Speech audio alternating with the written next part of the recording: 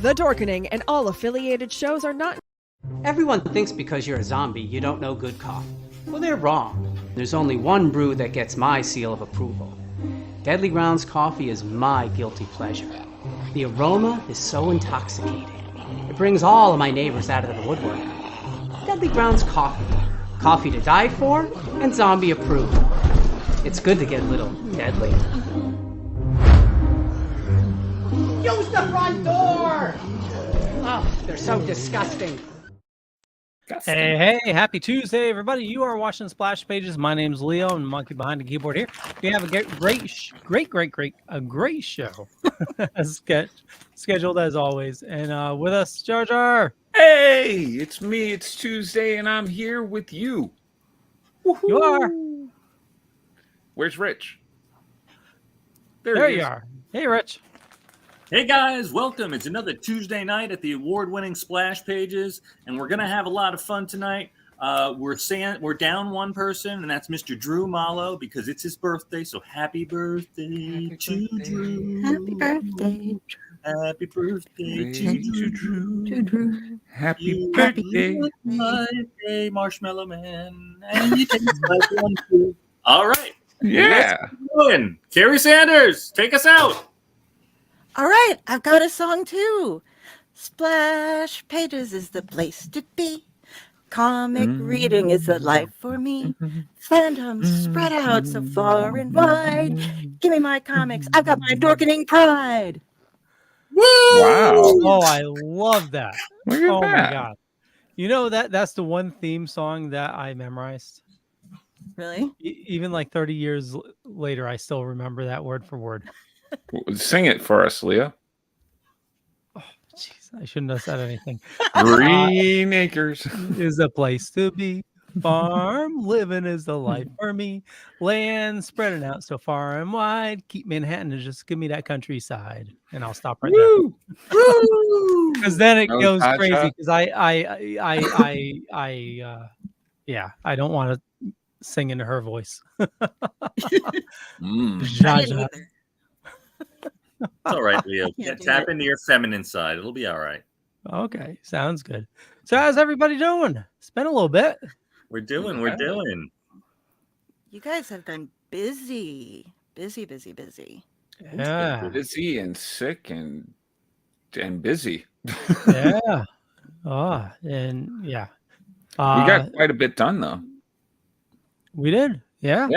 Yeah. We did a con, me and you. We did 2 cons. We did 2 cons in the matter of like a month and a half. And now we're Less than a month. It was like it was like a month away. Yeah, it's 2 weeks away from each other, weren't they? Yeah. Yep. Hmm. Yeah, we did Maryland, Poppin' Horror Con, and then Tidewater Horror Convention in Virginia. Yeah. Right. You had an adventure there. Yeah, that's why we're never leaving again. Yeah, me and Leo decided that's enough cons for the rest of our lives. Yeah, at least for the rest of the year. Next year we'll reevaluate. All right. So were both of them a negative experience? I know the second one was the negative experience. Well, the con was great. The people were awesome. It was sort of like we were cursed. We were kind of like you know? a last thought. Mm-hmm. You know? Yeah. Like they check marked everything else off, and then they were like, "Oh yeah, here's Leo and Jeremy." But it's okay. We're not divas. We survived. We grew. did. We did. Me and Leo survived Death Hotel. Like, Oh yeah, Murder Hotel, yeah. Our front door looked like it was kicked in a few one times. point. Oh yeah. See, I had the opposite. The one con that I've gone to with you guys, we were in room 616. So it was like, we're in the real universe. We rock. But Yeah, but you were in a decent hotel though. Like it was, Yeah. We were in a hotel that Splurge. people lived in. Oh, yeah, those are not so fun. Did you say something happened at the hotel that the con was in too? Yeah. I don't know if kind of like OD or something. So it was like Murder Hotel and Death Con. So now were the token dead guys in the same hotel as you, or did they have the better hotel? Nope, they were with us. Okay, so they had an equally dreadful room. Yep. Which for them, I think, was kind of worse for them because they had brought their wives to show them all the wonderful things that they do while they're out on the road. Oh my! Yeah. Yeah, I got to see the one room when was it Ben and his wife? Because I took over for a little bit and played you on Oh yeah. Still Token. That was didn't look terrible. I mean, You only got we only saw the one shot, so yeah. he might have lined things up just right, you know. You had to finagle yourself into the bathroom and like scoot around the toilet to get the door closed. Oh, It was the floor of the shower, all the paint was peeling up off of it. ew. It was something. Oh yeah, and our room wasn't cleaned. Like Oh, it no. was. Oh, like after the shower and you walk back to to get dressed. Like I had to wipe off my feet before I put my socks on. Ew. Did you bring like plastic tarps for the beds to just? Oh, I Lysoled everything Yeah, as soon as we you got should there. see Leo when he walks into a place. He Bring out a busts case the of Lysol Febreze. I'm like, what you smoking, man?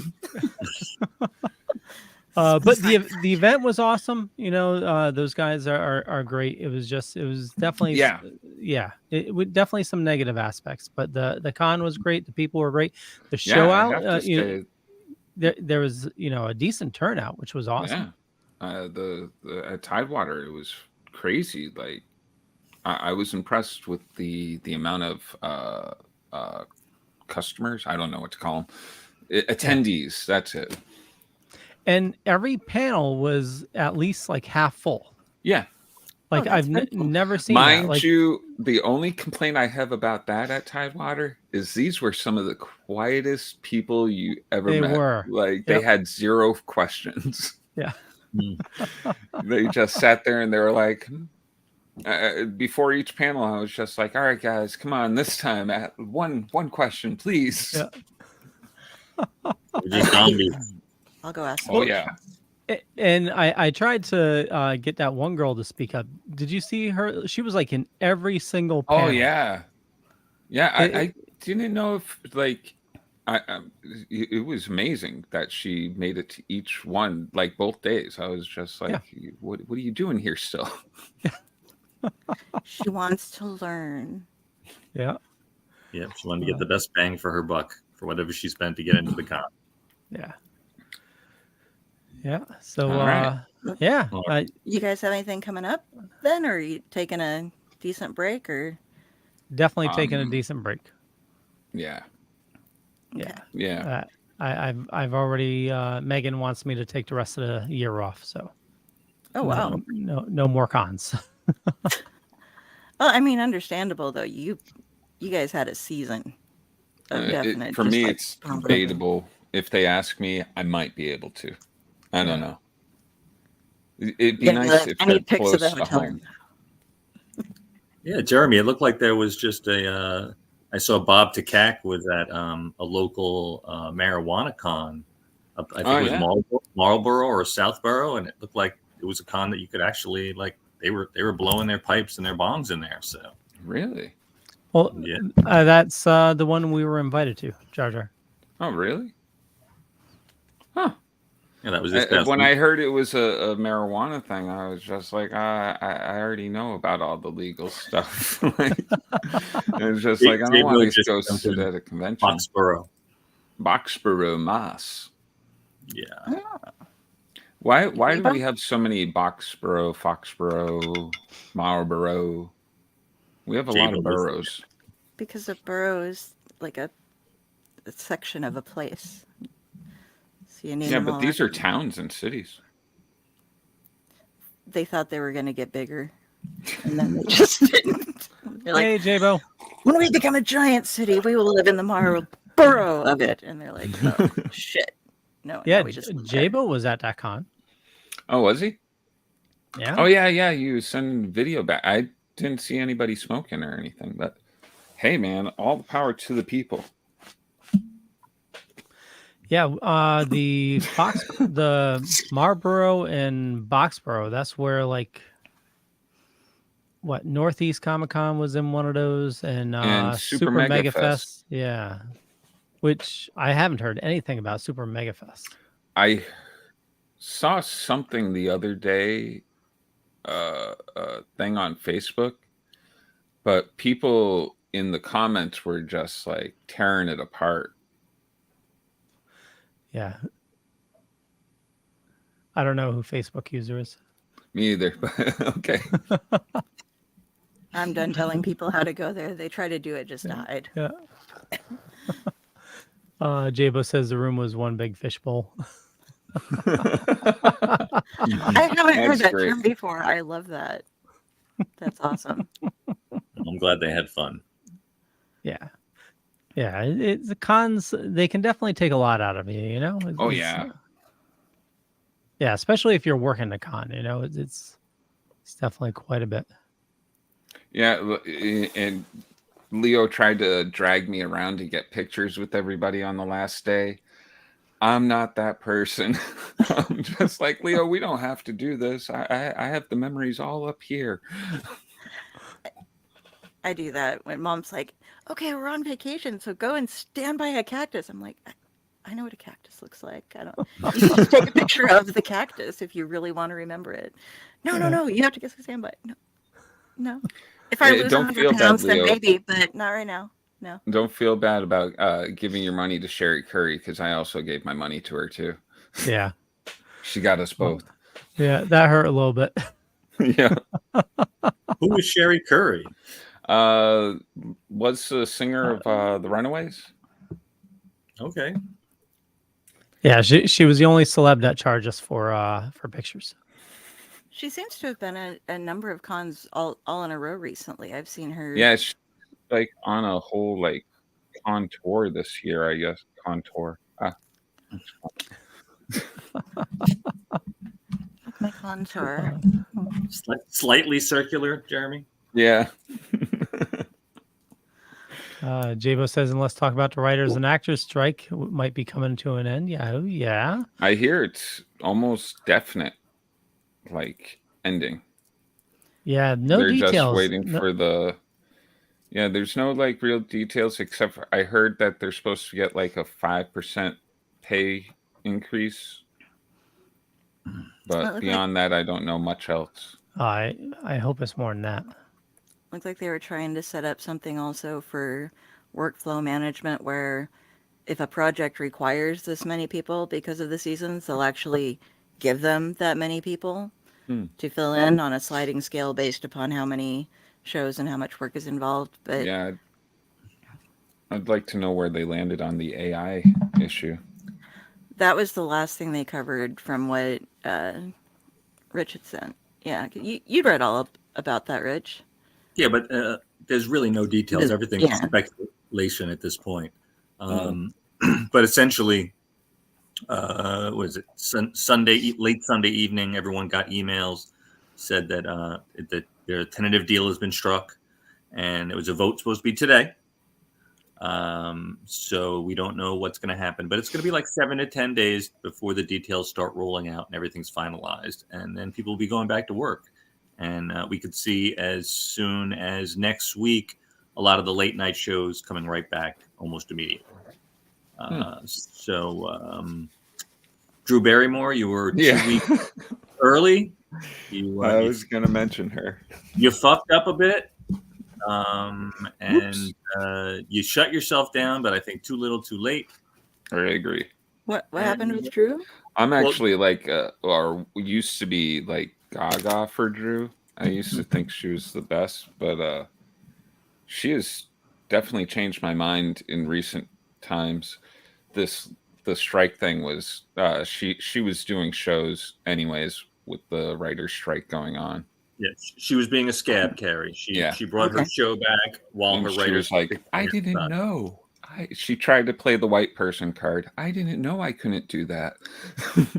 Oh, geez. She's Hollywood royalty. She should know better than anyone. Oh, for real. Well, Yeah, same with Bill Maher. Yeah, he's always been a dick. Yeah. He's one of the bigger douches. When I was like about high school age or so, I really wanted to meet him. I thought he was just the best thing ever because he was very edgy for someone from Nebraska to be like, ooh, look at all the things he's saying. And then he kind of, after the early 90s, went on to become a bit more of a dick.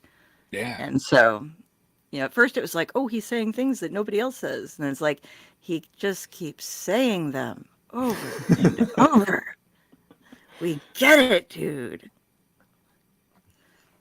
But I had his phone number at one point in time and I never called it. He was on the comedy circuit and I had a friend who passed it to me and I was like, but what do you say? Like, so, hey, this guy that you did stand up with 3 years ago gave me your phone number. What's up? How you doing? He'd be like, oh, are you a woman? How you doing? Exactly. And Jabo says the AI thing should die. There's actually a big dumbing down of the AI. Oh yeah. Yeah, because so many people are using it and they've been like putting in wrong information. It's oh, no kidding. Yeah, so now you have a bunch of like people writing blogs based off of the AI stuff, so it's like perpetuating like dumbness. Yeah. I haven't played with it in a while. So. It, and it was like all of his information was wrong.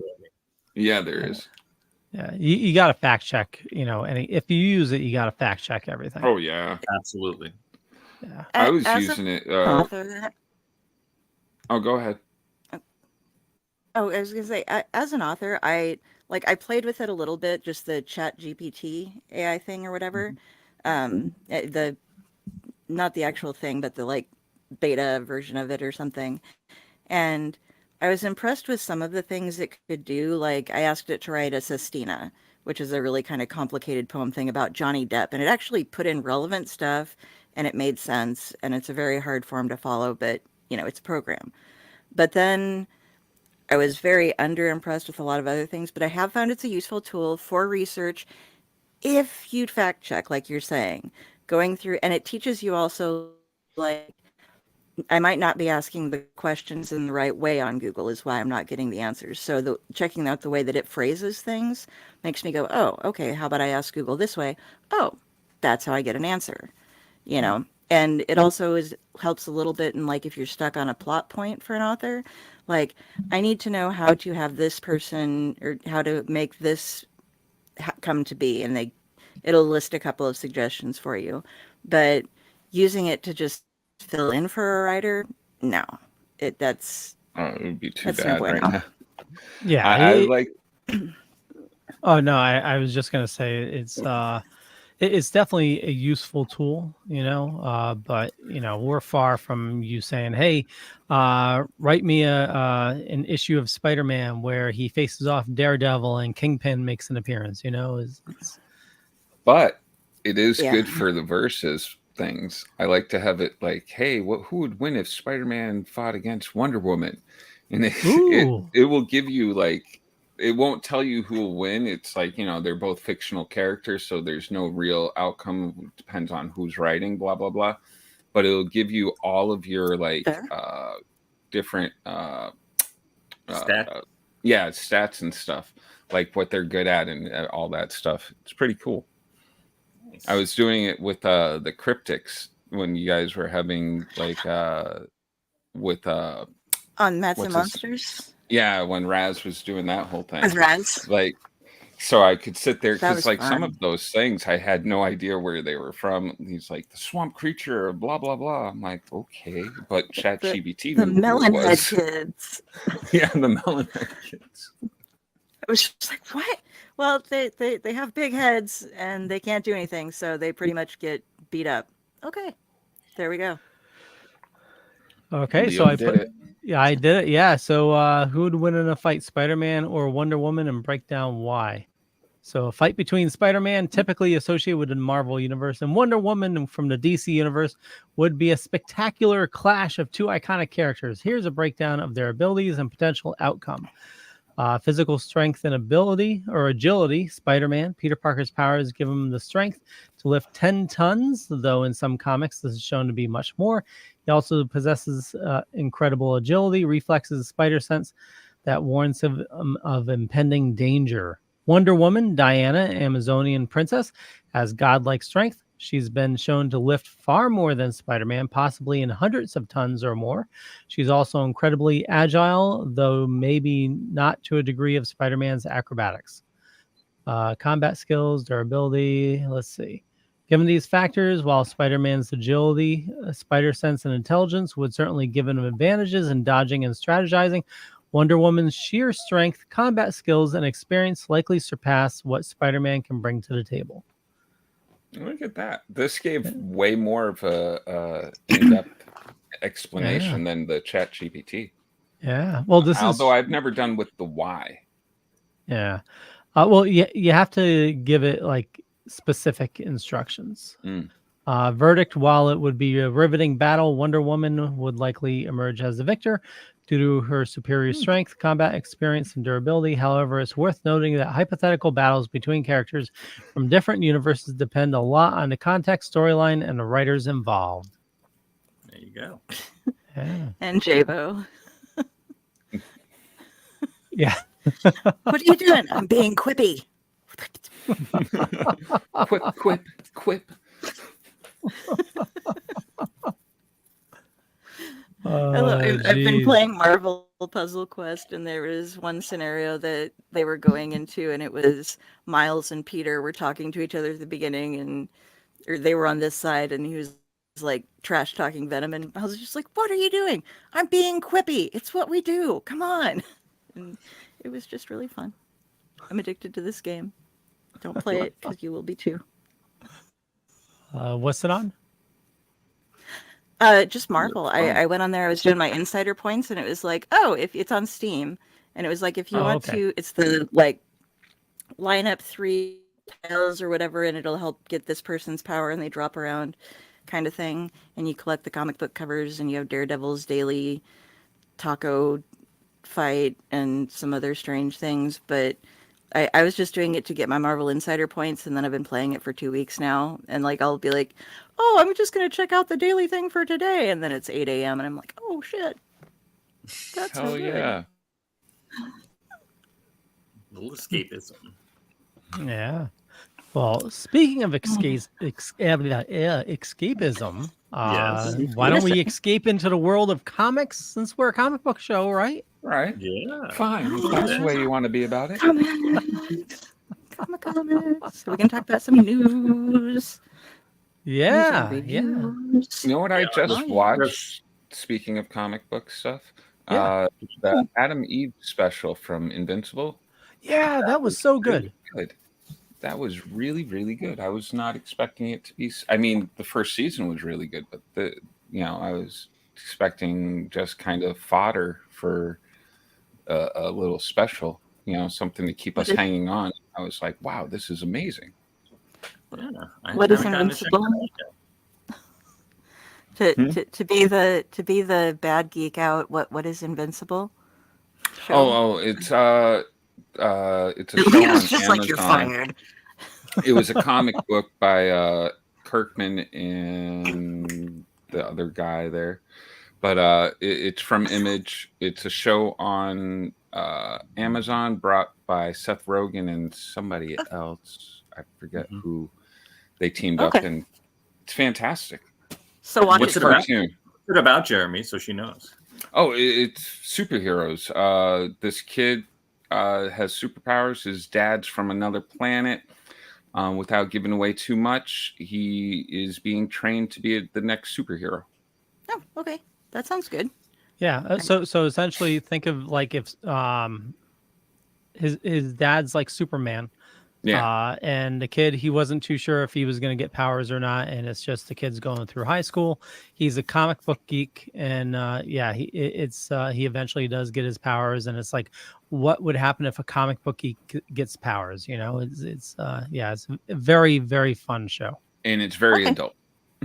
Oh, hell yeah. Totally adult. Very violent. Yeah. Extremely violent. Those high school adult. Yeah.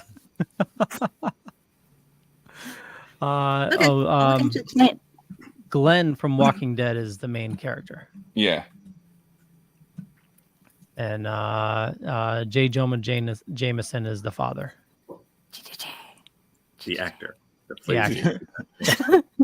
J. Jonah Jameson just shows up everywhere. Why? He's like, Spider-Man, what are you doing here in the Invincible Universe? I want pictures of Spider-Man. Oh my god. I love to hate him, and then I started to love him, and then I was just like, I've come full circle.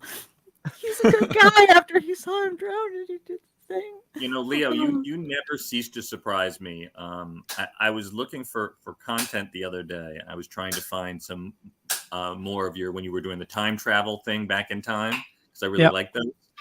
And I ended up finding this piece where we're talking about Avatar 2. And you were just having this regular conversation all of a sudden. You're like, I thought their tails were dongs. And like, what? I don't know where that came from. I don't know what you were thinking. But I made a beautiful piece into it. It was very amusing. So thank you, Leo. Oh, you're welcome. I cannot wait to see this piece. I know. I thought those tails were dogs.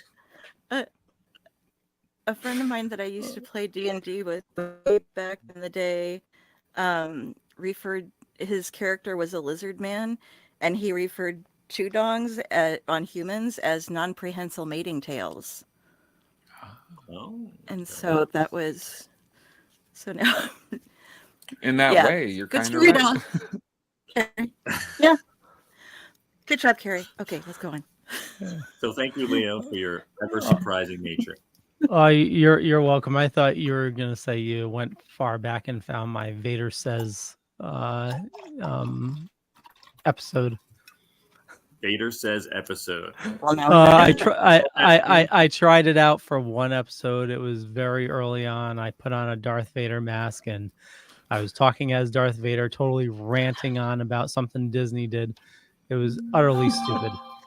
Okay, I don't recall that episode. Perhaps that was another. Oh, show? it was it was early on to Dorkening, or also to Zelda rap.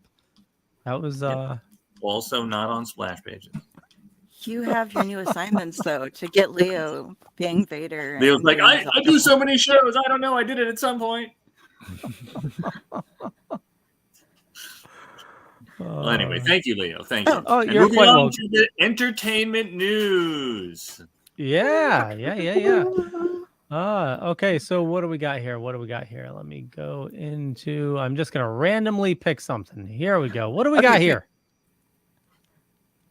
It That's looks rich. Looks like a group of superheroes.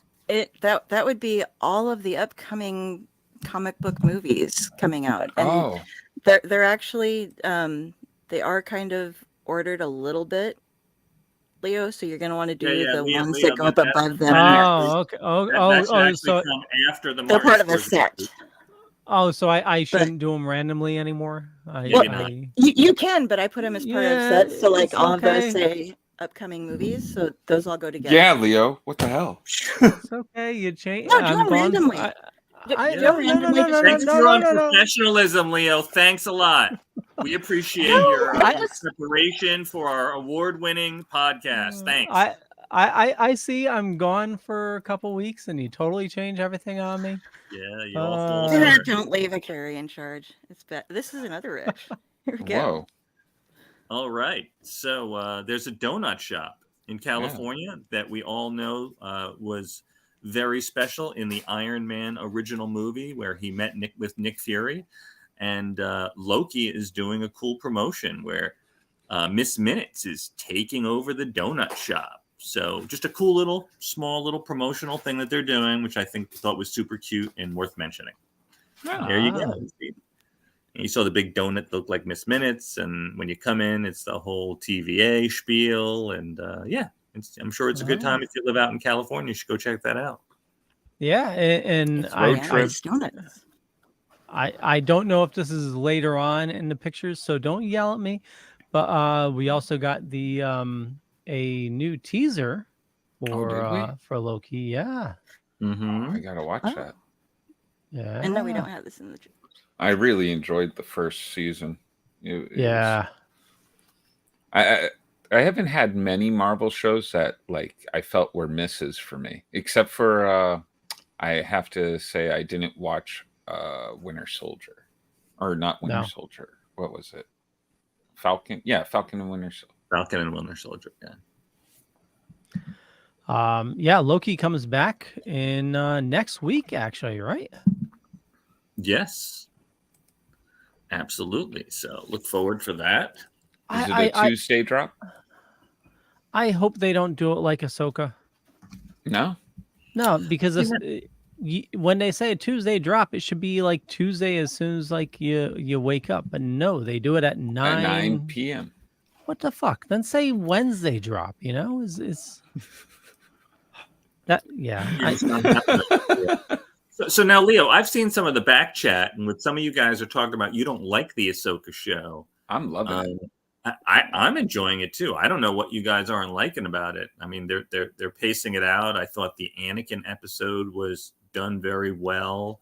I love the space whales. Mm-hmm. The slow draw out of what's his name? Grand Admiral Thrawn. I don't know. What aren't you liking, Leo? It's just I don't know if I'm Star Wars out, but it's just I know, but it's some of it just seems very forced. There's just something off about it that I'm just not digging. Leo doesn't like Ewoks anymore. Yeah, I know. You're gonna hate on anything that's sweet and cute in Star Wars now. Yep, totally. Damn that droid for starting his story a long time ago in a galaxy far, far away. Yeah. I love that. It was great, and we've actually had a discussion in our house that's brought up because of this. Are the robots like Professor Huang and C-3PO, are they sentient? How do they have feelings? How do they fear? Why do they have anxiety in some cases? I agree. So anyone have any ideas or that's their programming. Well, maybe AI became sentient then. Yeah, and so it was his. What's that, Kari? C-3PO kind of had feelings and stuff. Oh yeah, Well, R2-D2 definitely was a cocky son of a bitch. But is that just because they're a robot that's programmed to act like they have feelings, or are they somewhere sentient? Or has the AI just told somebody to them be how a to snob? I don't know, because they had that one droid in was it Mandalorian? That was they had one of the assassin droids that, because of his program, they couldn't figure out how to make him not be an assassin. Mm-hmm. So I do believe it has something to do with their programming, that they put in these little quirks to make the droids more familiar to everybody around them. Okay. Yeah. All right. So but then it's all programming then. Well, it can't be, because the assassin droid, and I know we're totally going off the topic here, but remember that the assassin droid changed its own thoughts. It became a protector of Grogu. But then after he got destroyed and they tried to bring him back, his original programming was reverted and he became a murder droid again. Right. But again, both in Mandalorian, there was a droid that was scared to do things. that were dangerous, which again shows anxiety in a droid. And again, now in Ahsoka, there is another droid that was up in the ship, and he also has anxiety to do certain things. So that's why I was like, can that really be programmed? I have to say, their R5 is way more understanding. Like, you can understand the R5 in that. I think it's an R5 droid. Jar Jar. Yeah. It's the writing. Anyway, so just a little nerd thing I thought was interesting to conversate about. Quick side note before we go back into the geekdom. We seem to be experiencing some problems with people communicating with us on YouTube. You can see us, but we can't see you. Your comments are not coming through. We're very sorry that we aren't putting you up. Hi, Tom Dog. Anybody else who happens to be watching, there's just, this happened before once, and we don't know exactly what it is. I know what it is. We're going to double check that. Leo knows you know what it is. I know what it is. He didn't push the button. Okay. Well, I didn't know what it was. So... No. I'm also using Switchboard, so they could be watching on a channel that Switchboard is on. So Switchboard is not linked, so I can push it out to more channels. Gotcha. Yeah, so they need to go to one of our main YouTube. So actually, go to the Splash Pages YouTube channel. If you're watching on a Dorkening YouTube channel, then we won't see your comments. I'm sorry. So many hoops for people to jump through. Okay. I know. I'm sorry. We make it easy, folks. Now I know. But we appreciate you watching. Now we know. We do. And that's half the battle. And Tom, I'm sorry if you do want me to come on sometime, let me know. I was busy that one time. I told him before, I'll come on anytime. Then he finally asked me to come on. I'm like, I'm busy. We love you, Tom Dog. Yes. We do. And Tom is awesome and gives us a shout out like every show. So back at you. Follow Brill Pro. Check him out on YouTube. He does some great stuff. That's right. I saw him on TikTok. He apparently, this prediction things, he's going to have a hot girlfriend this year. Oh. Drew, what are you doing here? Birthday, Mr. Drew. He looks toe up from the flow up. Okay, hold on, everybody now. Happy birthday, birthday to you. Drew. Happy birthday to you. Happy birthday. Happy birthday. We got it. All right, we got it. I'm old. Thank you. Okay. No offense. The person who's saying the best was Jeremy. Kari was a close second. Leo, by God, you're horrible. And Rich, stick to the beatboxing, buddy. All right. Yes, we can see you now. Oh, we see you, Jenny. So, yes, I my plans ended a little early, so I was like, I'll just hop on and say hello. Hello. Hello. That was the alcohol toxicity level, Drew. Oh, I'm not drunk at all. This is just a lot of sleep. Oh, okay, great. Yeah, I just did so much sleeping today. I was like, oh my God.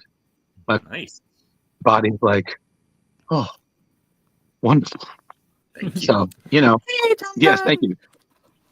What did I interrupt? Are you talking about the news? Or did you guys do the book? Because I didn't read the book. We're doing horrible at the news so far. I'm getting distracted because we're all together again. Kari, I'm gone for one day. Loaded and ready to go. Drew, it's all good. We just got distracted while we were doing it. We've been very distracted, but it's all been very good nerd stuff. So, that's okay. Mm-hmm. And it is all organized. So, Drew, what do you think? Since the last topic we were just talking about, the droids in Star Wars that have anxiety programmed in, AI, or some kind of sentient.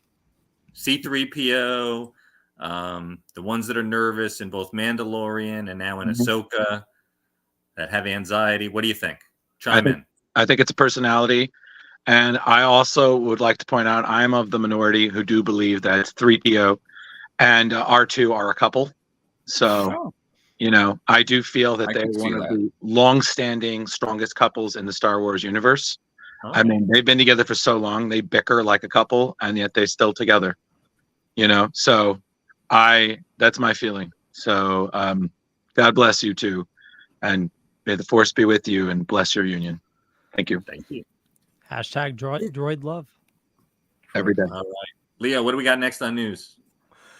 Okay, Planet of the Apes. Oh, Beware the Planet of the Apes. Yeah, It's yeah. written by Mark Guggenheim, Mm-hmm. art by Alvaro Lopez. It's a prequel coming in January of 2024. It's a prequel to the movies, and it looks very beautiful. Well, it makes sense because Marvel was originally doing I believe Marvel back in the day, they did some of the original adaptations, and you know, this is the original one. You know, this has nothing to do with the Tim Burton. This has nothing to do with the Anthony Serkis. You know, Oh, the this one. is for the original. This is the original. Oh, I thought these were the newer movies that had No. just. Oh, This is, okay. yeah, these are the original ones. So we're going back. So this is taking place before Charlton Heston ever does his Dr. Zaius. Yeah, get your hands off me, you damn dirty ape. Oh. It's very exciting. So I was like, wow, that's bold. And you know, that should hopefully bring us some sales of the movie. So yeah. Cool. Drew cannot take the night off. No, I can't take it. I wrote most of it. Hold on, you're wearing a shirt with chimps on it, aren't you? No, this is my Gorillas Ghostbusters shirt. Ah. But fun fact, I did get some new shirts from a friend of mine, and they're beautiful. You know, 2 Jim Lee Batman and 1 is an old school Wolverine. But I think some wires must have crossed because I think Leo could actually wear my shirts. That's the size that she got. I was like, I'm not a 3X. But I was like, thank you for making me feel better when I put the shirt. I was like, look at the weight I've lost. Oh my God. I was like, I was like, shirts for 40 years. Exactly. I was like, if you just stop eating McDonald's, everybody, look at all the weight you lose. And I'm just like, these will shrink in the wash. And I said to my friend, I was like, I love you, but I'm an XL. She's like, oh, I'm so sorry. It's like, it's okay. It's fine. They're beautiful. They'll shrink. Moving on. Oh, you could wear them with your Deadpool. Oh, yeah, you could put them. Deadpool can have T-shirts now. You've done. Kari, what's the next news? Like it's like herding cats again. I'm gone one day. Ooh, this is me. Yes. Like, hey, this is me. Okay, this October, taking another frightening journey through the shadow of the Marvel Universe in the Crypt of Shadows #1. This hit one-shot is back for another year. Christ, I can't speak. Is back for another year of tales. Gonna be spooky. Anyway. The basic stories that you're going to be reading are Victor Strange, the younger brother of Doctor Strange, goes deeper than ever into the crypt as he once again plays host to the frightful festivities in a framing story written by writer Al Ewing and artist Paul Davidson. Writer Kevin Scott and artist Devmalia Pramanik present a devilishly delightful Deadpool story that features a classic horror cheddar with the living mummy and sets him up for an exciting new status quo.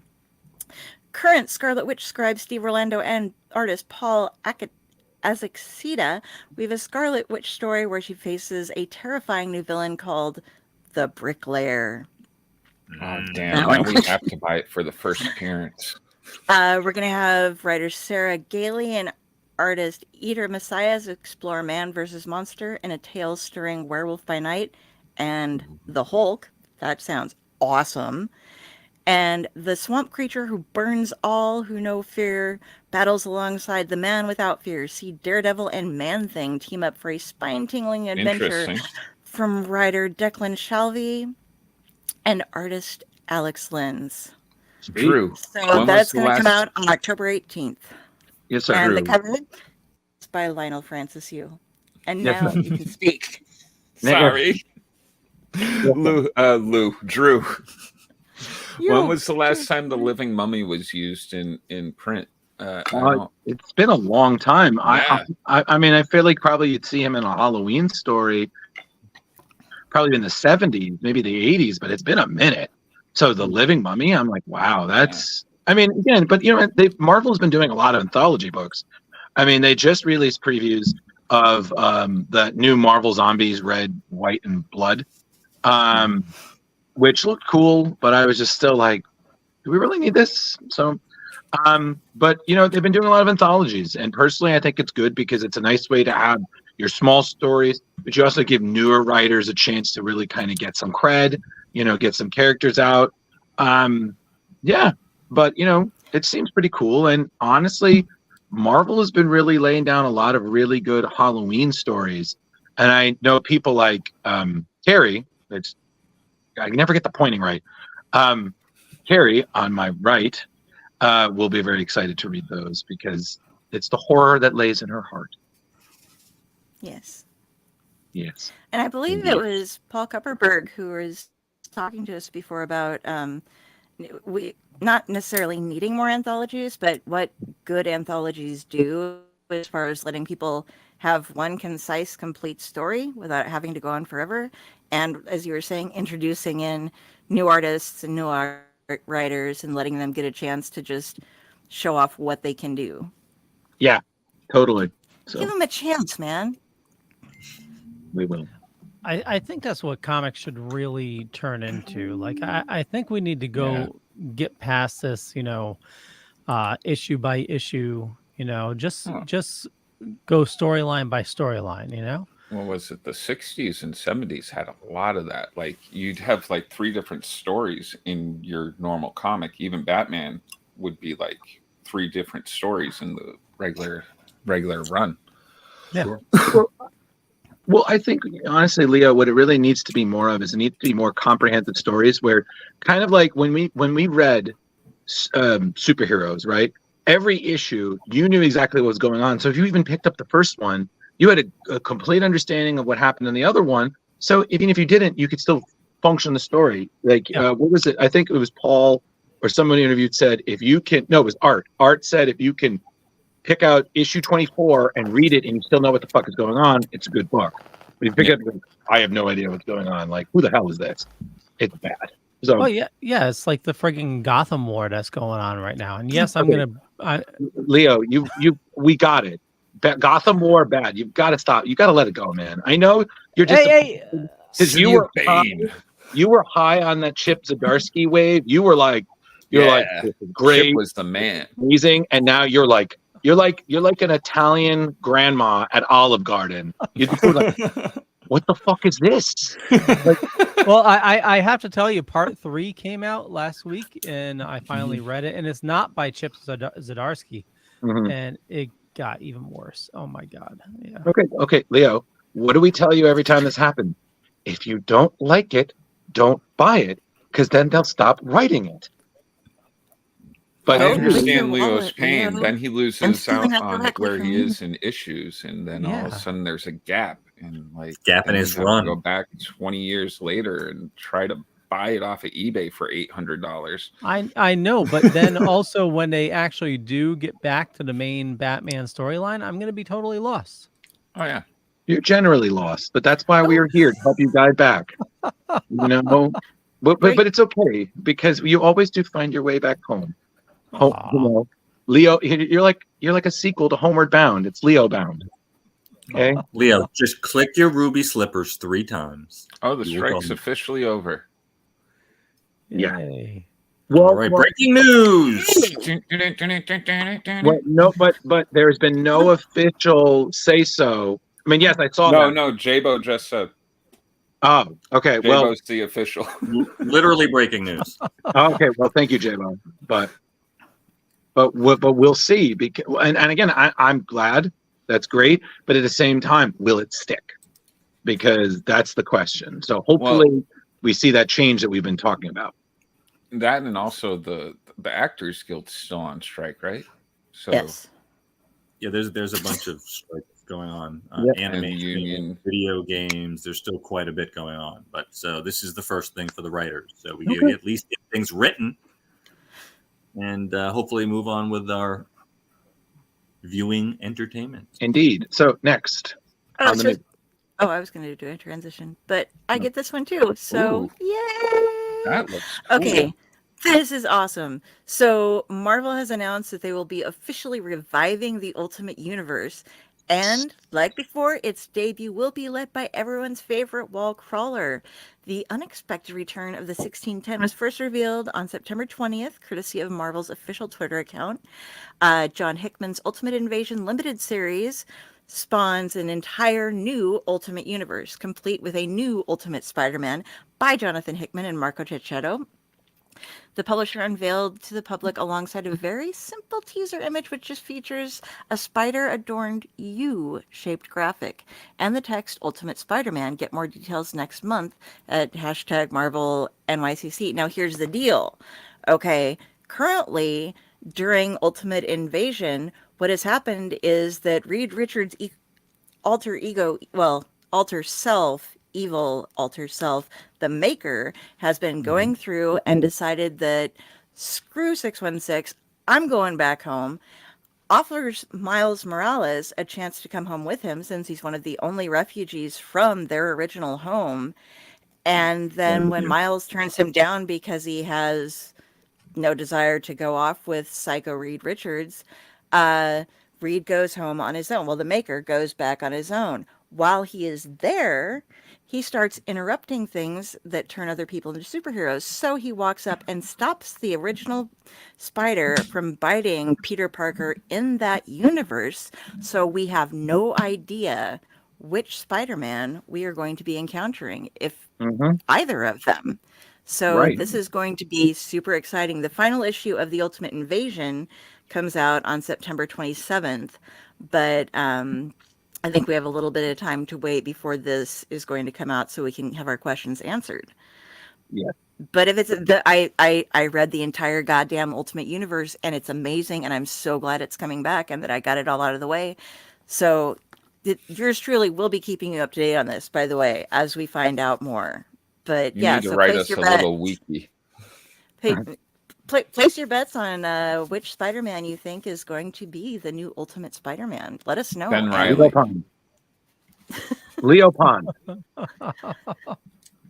Leo Pond is Spider-Man. Chris Wagner. Okay. Speaking of, I need to say this because I have been reading it. Yes. It is great. I've read the first issue. Guys, like even though I have no idea what the fuck is going on with Orcus or like Krakoa, all that stuff, I loved it. I loved Kurt. I love where he is right now.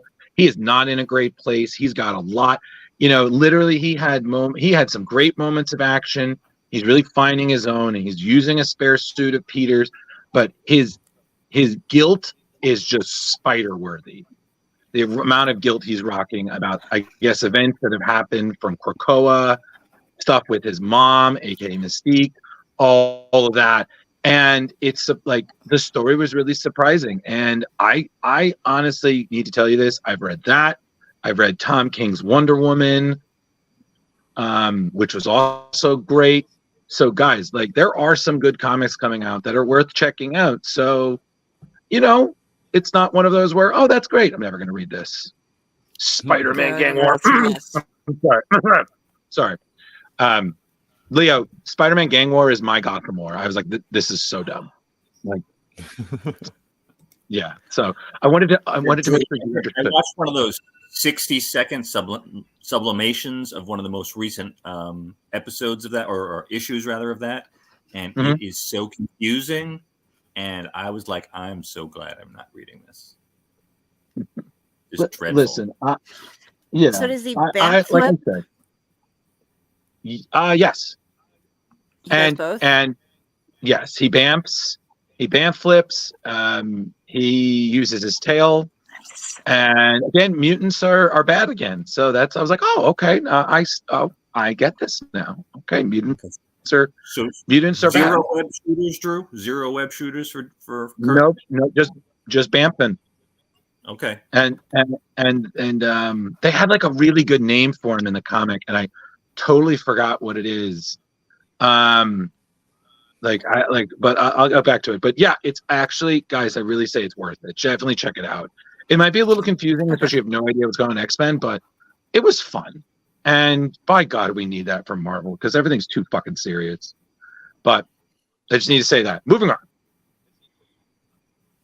Okay, Scorsese. Who has this one? That would be me. So once again, Martin Scorsese is talking shit about superhero movies, and he says you gotta support Christopher Nolan and directors like that. And the young people today, they don't know what real movies are anymore. And so he is, in my opinion, is just a crabby old man who at one time put together some incredible movies. And I'm sorry that he doesn't like superhero movies, but yeah, it's sad when people get like that. I don't. He's not promoting like one of his new movies. He just feels the need to shit on a whole genre of movies that millions and millions of people like, and deal with it. Well, okay, hold on. I'd like to just kind of say something about that.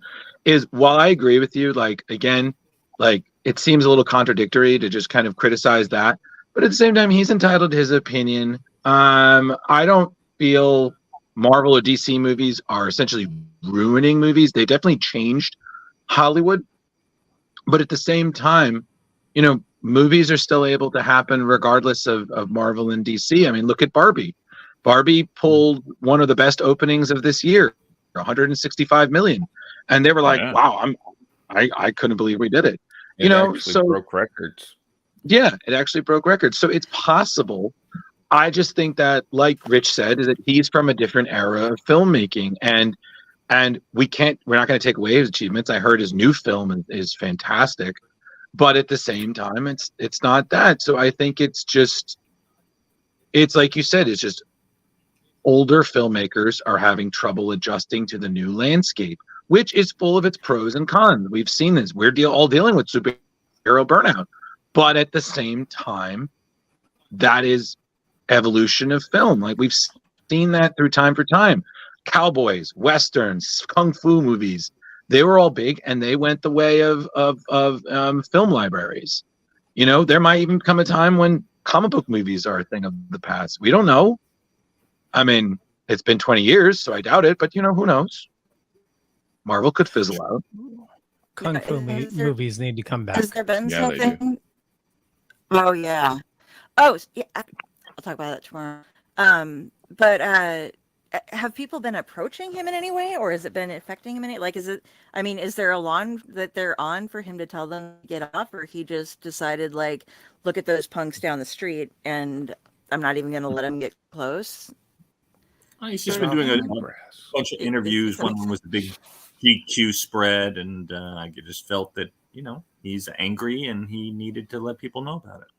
Well, but that's the thing. If he just came out with that, that's one thing, because but if somebody provoked, you know what I mean? Like if somebody asked him and kind of provoked it out of him, I was like, guys, come on. It's obviously not his genre. Yeah. No. Exactly. Also, I think a Scorsese comic. Like, I don't think his last movie did too well, and he was probably using that as like an outlet. Oh, it's these superhero movies or whatever. The Irishman was not good. I don't know. It was 3 hours. Leo, it was 3 hours long. Yep. And then some people could say, well, so was Endgame. I was like, yeah, but Endgame moved. But I mean, again, it was 3 hours long, and it was at the beginning of the pandemic, right? Right. It was. So listen, let him have he's entitled to his opinion. He's earned it. But I mean, I take more value in his opinion than anything James Cameron has to say. That's just my 2 cents. And whenever he criticized superhero movies, I'm like, you almost did a Spider-Man, so go fuck yourself. You know, so whatever. So all right, well, Marty Scorsese, hope your new movie does well. We won't ask you about superhero movies. We've learned our lesson. Got it. Move on. Speaking of Spider-Man, Ba-ba-da. It's Yes. Spider-Man. Spider-Man. He has a new uniform. He does. It's in the.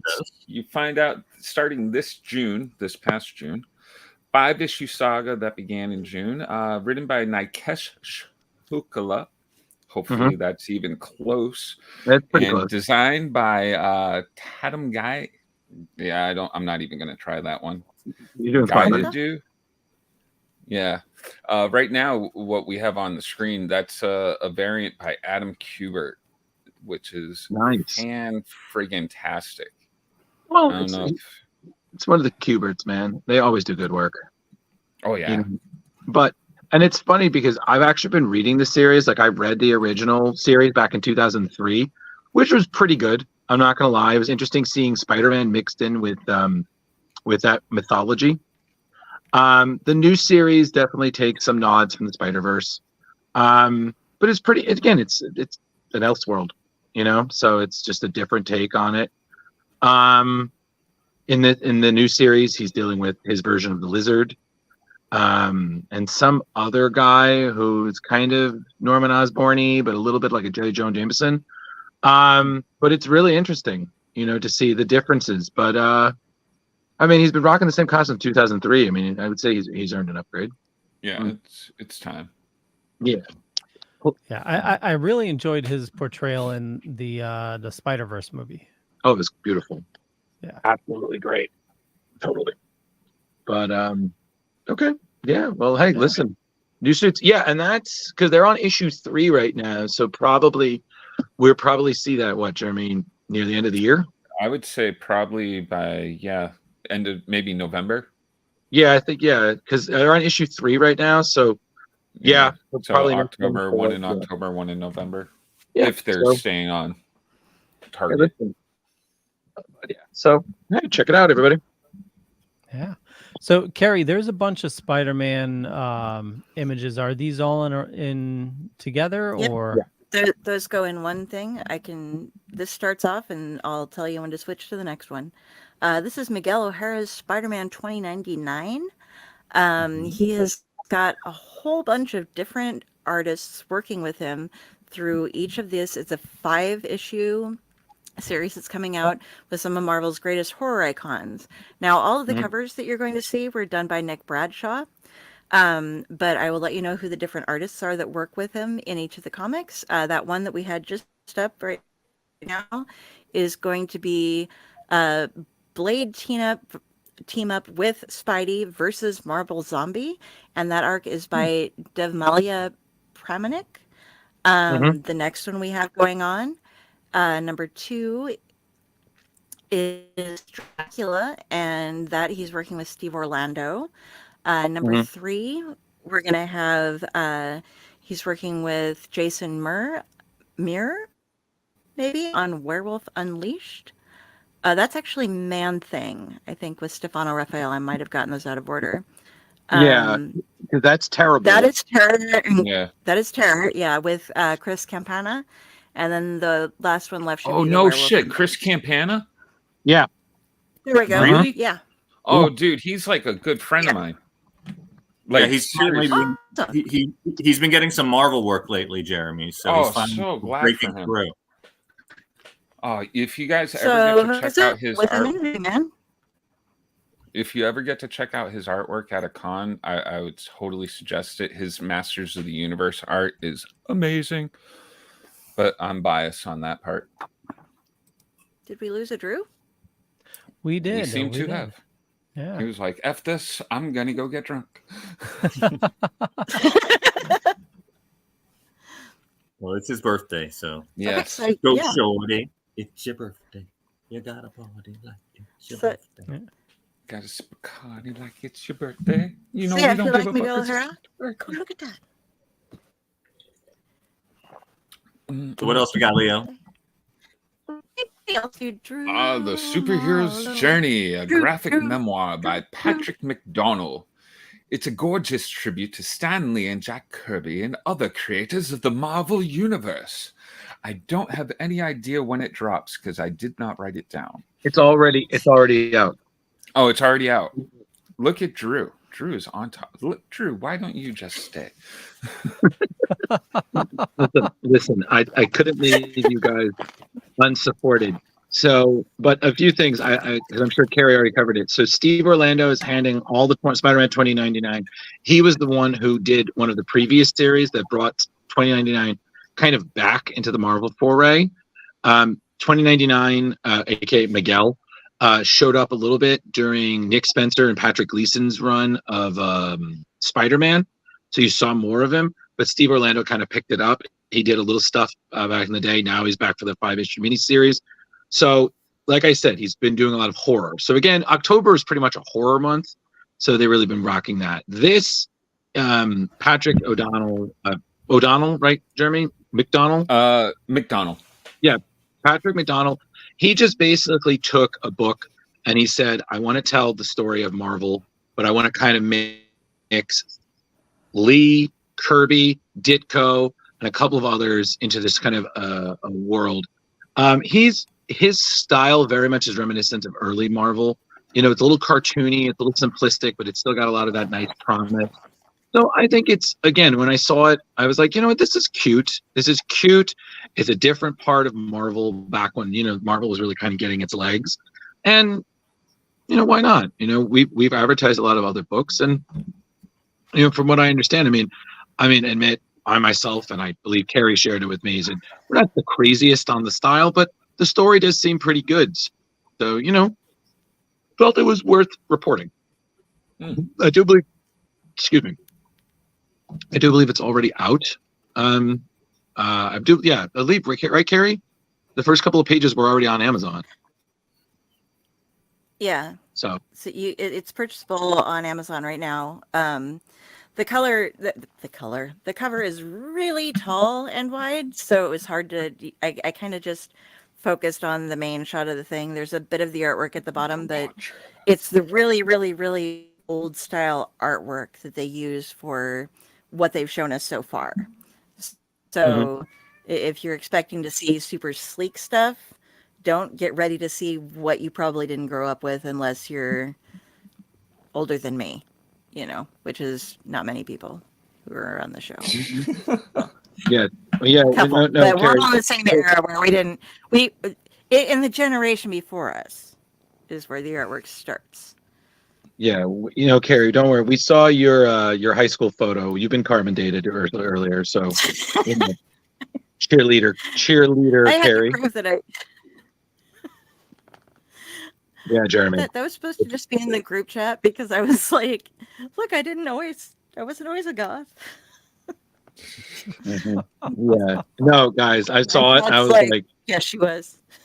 Yeah, I was like, look, how do you say you were Stranger Things before Stranger Things? You know. So I was that cool. But yes, moving on. Yeah, moving on. But yeah, thank you. Ooh. Yeah. Okay, so you have a bunch of stuff. Yeah. What is this, Kari? These are all. Rich brought up the upcoming Marvel and DC movies, and if you go to Brand, you can see it there. I put up like 6 of them, but there were 37. So you're on, dude. No worries. So in opposition to Martin Scorsese, the Marvel and DC movies are not going to stop anytime soon. There's still an insane amount of anticipation for the releases coming out the rest of this year and into next year, including the Marvels this November. And right after that, we have in December, we've got Aquaman and the Lost Kingdom. And going into next year, we're looking at Madam Web in February, followed by Deadpool 3 in May, followed by Captain America Brave New World in July, followed by Kraven the Hunter in August. It's Kraven time.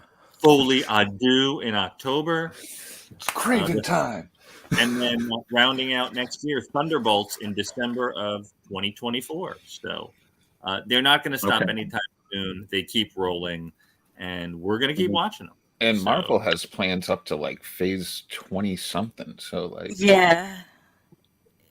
It's ridiculous. Yay! More They're nerd counting content on for the us to breeding enjoy. of different artists and writers to get the generation growing up that will be writing the comics that we're planning on seeing in phase 22. I've heard about it. It's a shield project. Yeah.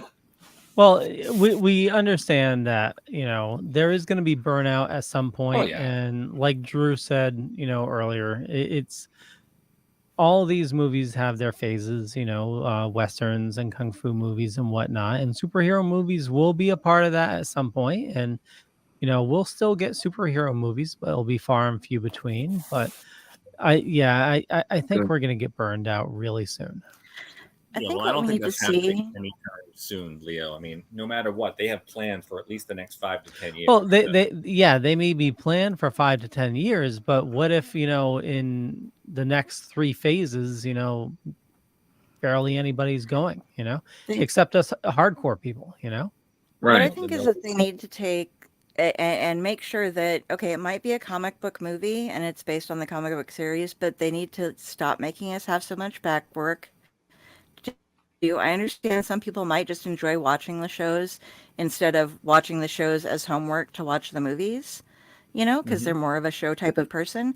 But they need to be able to stand on their own, like you were saying way before, and we think, wasn't it Art Baltazar who said, if you can grab this and just watch it standalone, it has enough explanation in of itself that you can enjoy the movie.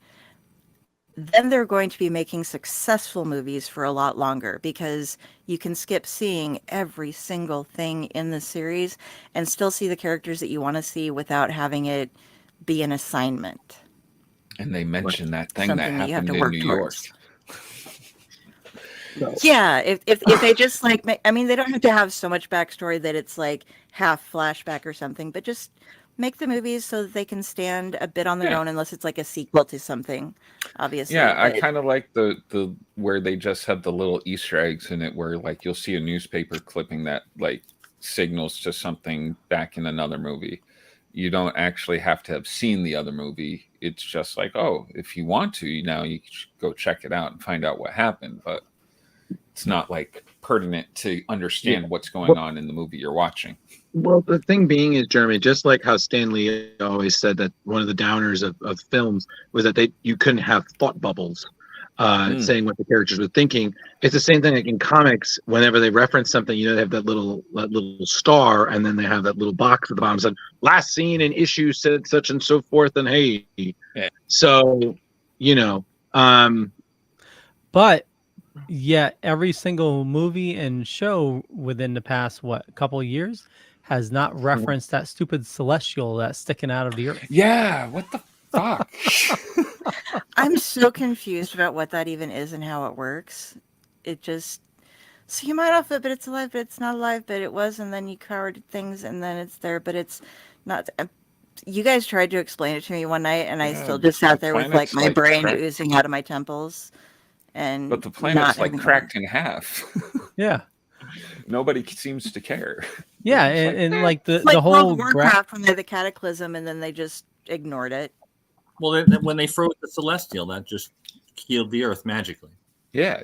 Yeah, but So what let's about deal what about the gravitational like you know the Earth's, you know, Oh, That is- science, schmience, Leo. Whatever, man. You know the best answer that I have for that is from the panel over at Terrificon. When I asked those guys like, what's it like to have to deal with the internet, and they were like, it used to be because comics, and now everybody has research. And we have to research too. well, so if a celestial is born from a planet, you know, thinking about Earth, we have that molten core. So you think probably the molten iron core was its like egg, and it burst out of Okay. that, and the molten core like rotating. That's like, your theory, Leo. Why do you think that works Now, for does everyone this else? affect? Are Well, we where'd just it like come a from? wonky Earth rotation going around, or does it go how does Magic. see? I don't know how the rotation Listen, of the planet itself. Wait, Start or- reading Jack rotation of the planet Kirby around. #1, Leo, and then just keep going right on through to all the miniseries and stuff, and then you'll find your answer.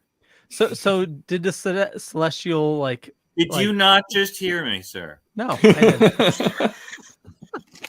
You start at Jack Kirby, Breaking up Eternals a little #1. bit. You keep reading, you will get your answer.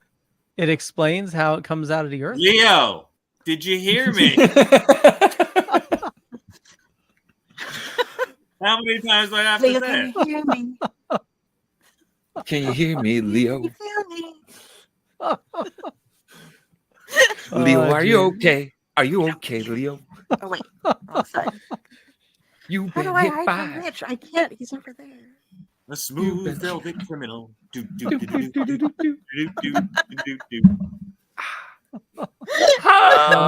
Moving on to the next story. Okay, yeah. Jeremy. Wonder Woman, Wonder Woman. So this is the new Wonder Woman 1 that dropped last week? Yeah. And is already commanding a second printing. I believe Tom King is the writer on this. I guess he And got the he is. anticipation going. he's got the world of Wonder Woman, like he's making comics sell. It's kind of impressive. I don't remember the last time I heard anybody talking about a Wonder Woman comic. Have you read it, Jeremy? I have not, sadly. Okay. I really enjoy Tom King's stuff, so I might check it out. Yeah, he did have to say about it that this is very cool. The new Wonder Woman #1 cover completes the Jim Lee DC trilogy triptych with Superman on the left, Wonder Woman in the middle, and Batman on the right. Yeah. So Trilogy. So I remember from his Terrificon panel, he's saying, it's That not looks always beautiful. easiest to draw Tom or to write for Tom King. For Tom King to write Wonder Woman, because she has been retconned in her history so many times, it's hard to do all the research as we were discussing earlier. So I guess people are interested in what he is spinning. I'm definitely interested. Which is weird because that's the thing we were I'm one of those. Oh. Oh no, go ahead, Kari. No, I'm way off. Go. Oh, I was just gonna say that I'm not a normal reader of Wonder Woman. I tried one of her books probably 2 or 3 years ago, and it's just not this, which is weird because I love mythology and stuff like that. So I thought it would be like the perfect place for me. Jar Jar, I mean, since you love Tom King, you're looking to get into it. Now would be the time because it's Wonder Woman #1, so it's like a restart. I know. Dawn of DC, Dawn of DC. A lot of Are people they doing #1s across the board? Yeah. Oh boy. So, Even Batman? so I have a question then. Yes. As far as collecting goes, I've never been around before, or I wasn't aware of them being like, oh, we ran out, let's make some more. Don't they usually go, oh, hell yeah, it's worth a lot now? Or do they put out when it's the second run, is it like marked in some way so that it's definitely marked.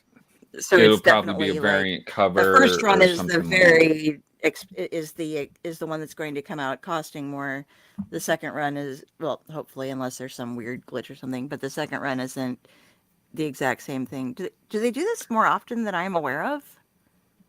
Yeah. Yeah, right now it is selling for around $16. I think. So, and since it came out just last week, that's pretty cool. Whether or not it will hold that value will be another thing to watch. A lot of these books, when it first comes out that they're going to be reprinted like that so quickly, they'll get an automatic boost. But if the story doesn't hold, which I have no doubt that it will, they drop down pretty quick. Okay. Actually, you can get the Art Germ cover for about $10. I was talking about the original, but yeah. And What I if you really find, like, have you ever Ooh. seen the Ooh, ooh, AOC ooh, cover? ooh. Hold on. The Wonder Woman second printing looks like it's going to be a foil variant. ooh, oh, so they might. Jim Lee. Oh, so So somebody's it pissed. might go up more then. They're like, I bought the original. Now I have to buy a fucking foil Yeah, because it's pre-sales foil. are already at $10. Yeah. So I cut you off, Leo. You were talking about it being number one for a bunch of different things for Tom King or for Oh this wow. world, and I'm sorry I cut you off about that. Oh no. Yeah. So like Flash #1, I think is out this week, or it was last week. Yeah, the whole Dawn of DC, but not all of them. Like Batman, they didn't go back to #1. Action Comics, they didn't go back to #1. Superman, they didn't go back to #1. So I don't know what the thoughts are on that. And also real quick, this has been getting a lot of people with their underwear in a bunch here. Because everybody has to politicize everything, but talking America, and because their sovereign held the lasso of lies, America believed. So, but I think it's Tom King, he can get a little political, but with today's climate, I think that's pretty poignant. It was really beautiful too. The artwork's It amazing. didn't look so much like a president as just a king sitting on his throne, and yeah, I don't know. I love that. Yeah, cool. What else we got, Leo? Let's see. World's End. World's Finest. World's Finest.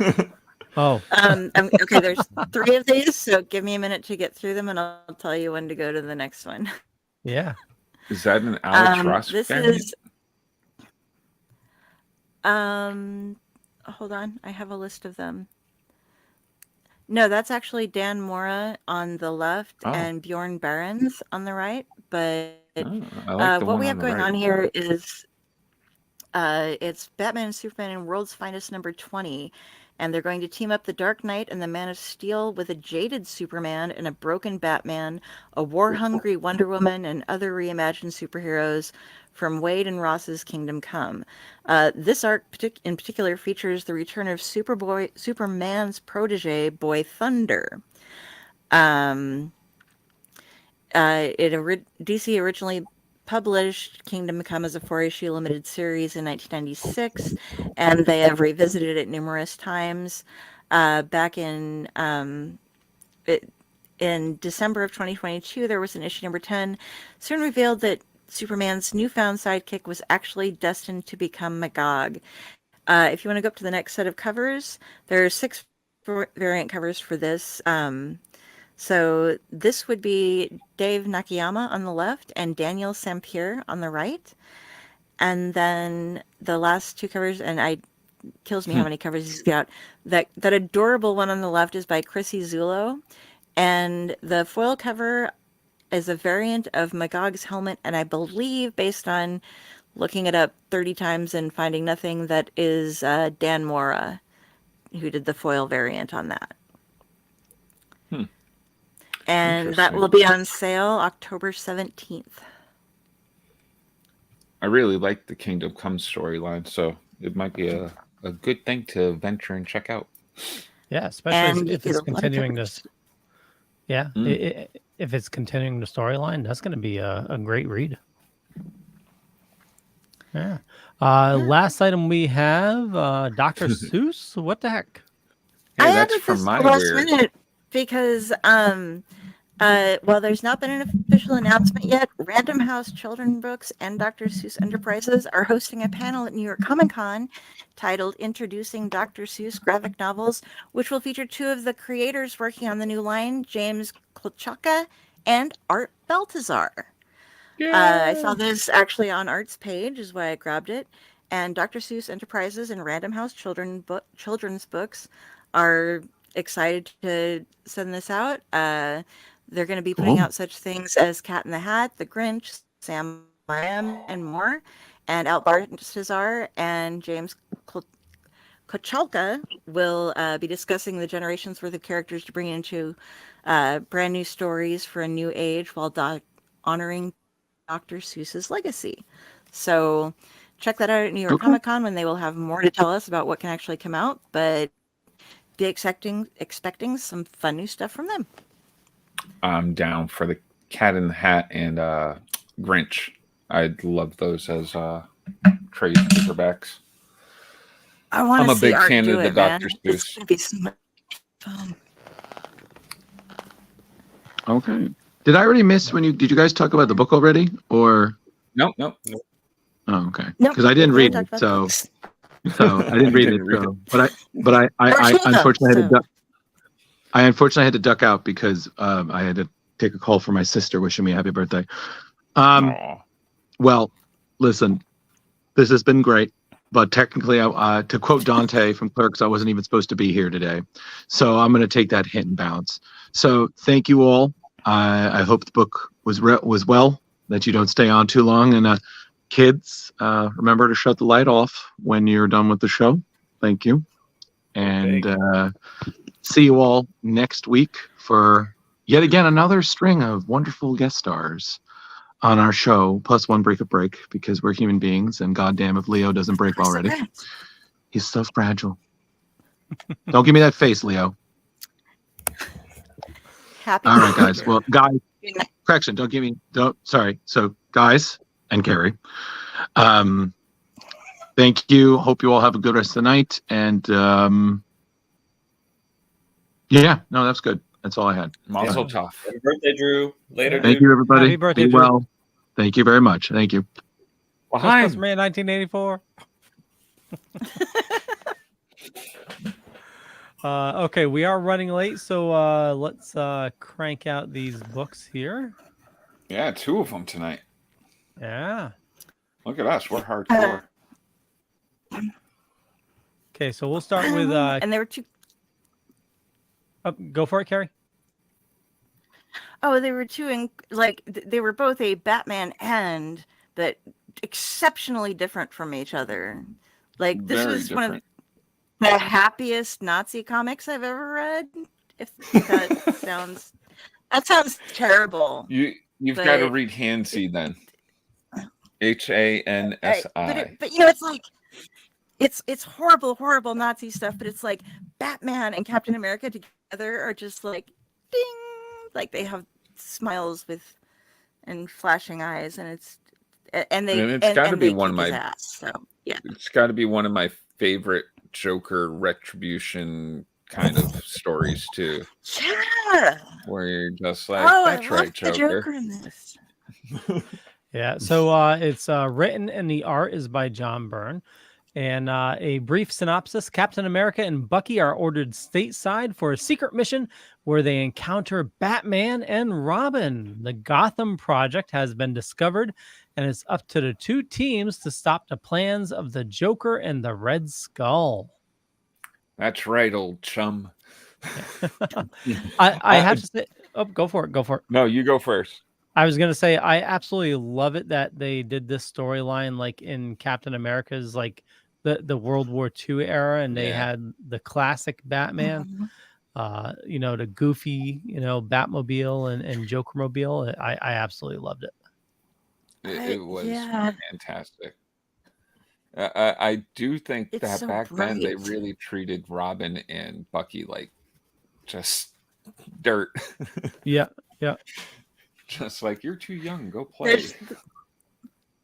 The scene when it has them together, when you come across that screen, and like the first time that Batman and Cap decide that they're on the same team, it's just like bing, this needs to be a poster moment kind of thing going on, because they're just both so kind of cheesy.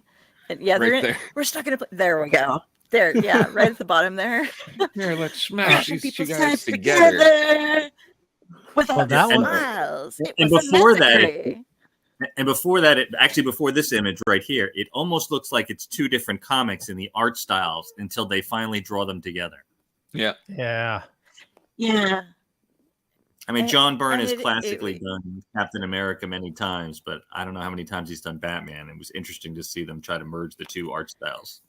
His Batman reminded me a lot of a Superman. Like, facial-wise, I was just like, wow, he looks a lot like Superman. Only with the mask. But yeah, I get you with the smirk and stuff like that. They've got the... Oh, yeah. I've got the jaws. Just not used to Batman being so happy. Jolly? Yeah. and they trade off sidekicks. Like, they have the same mask, just different shirts, and they're like, you do this, you do this. It's so much fun because they assign Steve Rogers as Bruce Wayne's bodyguard. Right. And then when they discover who each other are through fighting styles, they just start like laughing at each other. Yeah, that was hilarious. They're like, oh my God, this guy fights way too good. Only 10 people in the world know this technique. I'm sorry. And I just had the most fun reading this. Yeah, and of course you got to love that the Joker, of course, didn't realize who his partner was, and when he does realize that, he's like, "I'm not working for some fucking Nazi. You got to be kidding me!" Yeah, and then he ends up sabotaging the whole thing and actually becoming sort of the hero of the story. Now, the Joker did this before, right? In not year 2. Did what, Leo? There was something where he was the hero. Well, he referenced pride for being an American. Like, he's not going to do that. He's an American first. Let me find the page here where he said that. Where the hell is it? Yeah, that mask must be. Yeah, I may be a criminal lunatic, but I'm an American criminal lunatic. Keep back, boys. This creep is mine. And I could have sworn he did this once before. Like, I'm trying to find the Reddit. There's a Reddit like whole thing about Joker hates Nazis. But it doesn't give the issue that it's in. I wish we had some like Joker expert here that could answer the question for us. I know, that would be amazing. I knew what you were talking about, Leo. Now, I can't say that I know every little thing about the Joker. I'm very ignorant to Captain America comics and such, so I was very ignorant to Red Skull doing kind of the same kind of thing as the Joker with like Jokerizing people. Is that a normal thing for Red Skull, where he turns people's heads into red? No. Oh, that's not a normal thing? Okay. I've never seen that before. That was a one-time thing for me. Okay, cool. I was just like, that seems like a really poor way to kill people for Red Skull. Like, it makes sense in Joker world, but... Right. Well, I mean, that scene's a pretty famous meme at this point. Actually, this is my first time reading this comic. I'm like, oh, that's where this comes from. So, I loved it. We're Juggalos together. And you know, I always enjoy any excuse for the Joker to be the hero of the story. I also liked where Captain America was talking about the Joker, and he's just like, yeah, his Harley Quinn what did he call him? But he used the Harley Quinn instead of Jeremy. I think actually he just said Harlequin. Oh, was it Harlequin?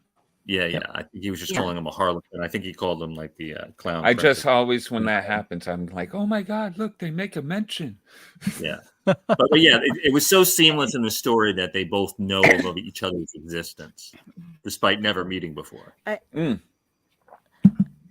like how Bucky keeps trying to be like, oh, nice car you got here. Wouldn't survive in my war. And Batman's like, well, yeah, but could your car do this? You know, and they're flying around. Oh, see, we're fighting different wars. Mine is against crime. Yours is literally a war. So I don't need to go up against tanks. I need to go up against this guy who sprays people in the face and then they up and die. So I thought the epilogue was fantastic too. yeah, Where they go back. Oh, yeah, I was so confused. I had to reread that 3 times, Jeremy, to understand what the fuck was going on in that thing. Oh, really? Yeah, like the first time I'm like, what? What's going on? I was just like, oh, that's cool. Like, they found Captain America. I was like, they were just with Captain America. How could he be frozen? I don't understand what the fuck's going on. And then there's like, oh, Bruce Wayne is 80. Yeah, that was weird. Now that must be something from 60s comics too. The person that took over for Dick as Robin. I forgot the name. Was it another Bruce Jr.? Was it Bruce Jr. though? I thought they had a name.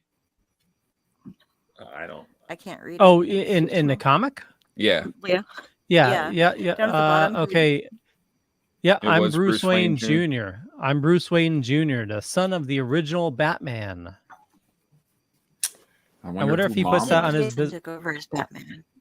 Yeah. And I wonder if became Batman. Yeah. I wonder if he puts that on his business cards. Bruce Wayne Jr., son of Batman. And he's a redhead. No, it's Robin. Yeah. Anybody on that one? So Poison Ivy won there, eh? Oh, yeah. Maybe he was an orphan. Shouldn't even know they're running. I don't know.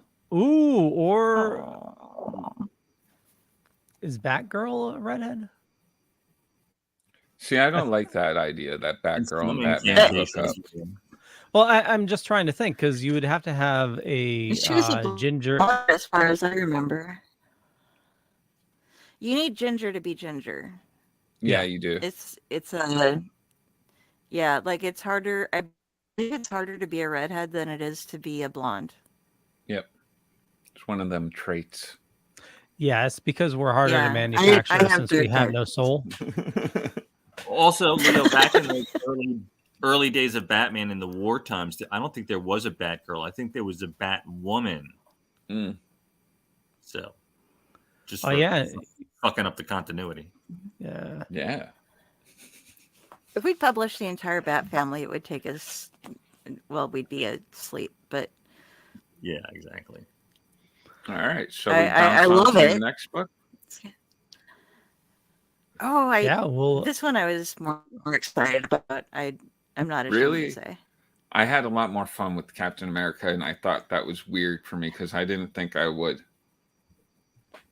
I thought the Punisher would be more my level. The Punisher?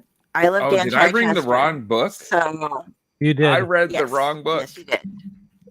Jar Jar, same here. This is the Dan Chichester one. Yeah, Daredevil and Batman, and this was actually good. something it was fucking phenomenal. I was dealing with some questions that I wondered that he'd mentioned things in like one of the panels, and it's like, oh, this is the comic he was referring to, and stuff. Oh, I read Azrael as Batman. Which was how would Batman get the his Batmobile down I-95 to New York? Exactly. Is that what you're speaking about, Kari? Yeah, that's exactly what I'm talking about. There's the panel that shows up here, and he's like, I have my secret ways.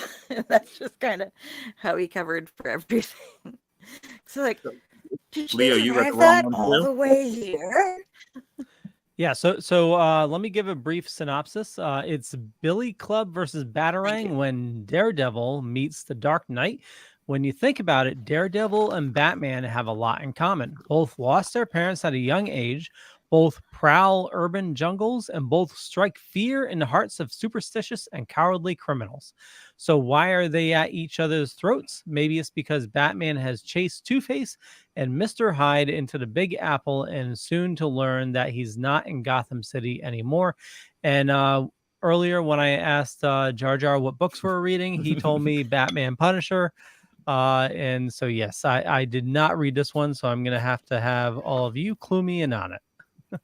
Yeah, give us some good stuff. Just me and Kari then. So I really enjoyed this. It was interesting seeing they were both investigating the end of the same crime, obviously from in Gotham and in Hell's Kitchen. And it turns out it's connected. The one thing that maybe Kari can clear up for me, at one point it seems like Daredevil is down in the tunnels of Hell's Kitchen and Batman's in Gotham, and then suddenly they're in the same tunnel together. So that confused me a little bit. Did you understand that, Kari? Yeah, these black and white panels that he has coming, that if you go back one more right there, those start showing up, and you can keep going now, but they show off tech work that's being done at Wayne Enterprises, and basically they developed like a seed or a chip that you could plant inside of a mind, and it would grow and do some like biotech stuff. But it inevitably, they created food pills of a sort to give it nutrients and things so that it would expand. And then in all of the chimps and other living things that they tried it in, it would overtake the host, kill them. What it grew would still be viable, but the host was not. And so Two-Face broke in, killed everybody, stole the tech, and left. He hooked up with Mr. Hyde in New York for reasons unknown, other than that he somewhat kind of related to them as they're like, the two sides of the coin, the good and evil. It doesn't actually say why he chose him. But he shows up there, and they start doing and sets it in him and starts feeding him the brain pills, as Mr. Hyde is calling them, throughout the show. And he's just like, yeah, call him whatever, just eat some more, and has him going on all these heists over and over and over and over. And they're complaining about nobody taking care of these heists, when it's like, Daredevil's saving lives instead of keeping people from stealing switchboards at a tech company. But they go and they're starting to steal just weird shit. Like they kill a couple of people down in those tunnels, like you were saying. They're both after the same crime, but it was two techs that went down in the tunnels and had gotten followed by the criminals, and they got killed in two separate areas of the tunnels, when all they were actually after was the tech behind the switchboards. So they were each at the same crime, just different parts of it, and they sense each other through their different ways of sensing crime, and then start fighting each other until finally they're just like, okay, we're here for the same thing, right? Like, you aren't actually my enemy. And then they have a back and forth throughout the whole thing of like, well, I can drive pretty fast. Well, I can see you drive, and I don't want to ride with you. I got here faster than you did, and I'm fucking jumping and counting on my nose, as they jump around and hang out with each other. And then it's finally pointed out that the reason that they've been doing all these crimes that are super, super fast, where this girl was killed right here because she didn't have cash to pay for the proceedings from a robbery of a video game store, where they took just the panels and stuff from the video games to sell. Initially, it makes you think that, oh, they're stealing this stuff in order to use it to enhance maybe the like tech brain thing that they're growing to make it into some sort of AI or whatever. No, Two-Face has just been making Hyde do as much hardcore crime as he can, which in this particular scene, in a coffee house, like internet cafe, leads him off to take the young woman into the back so that the husband at least doesn't have to witness what he's going to do to her.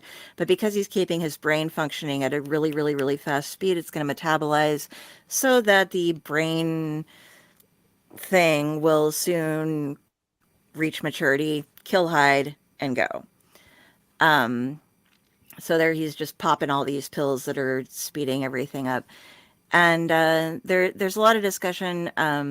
Daredevil had initially had a relationship of a friendship type of thing with Harvey Dent, because they're both in law school and they do debates together. And he wants to, like, as Batman's doing the, like, he's killing people, Daredevil's like, but I can reach the man. And it's like, nah, dude, you really can't. And he's like, but let me try. And so, there gets to be a little bit of drama here and there with it.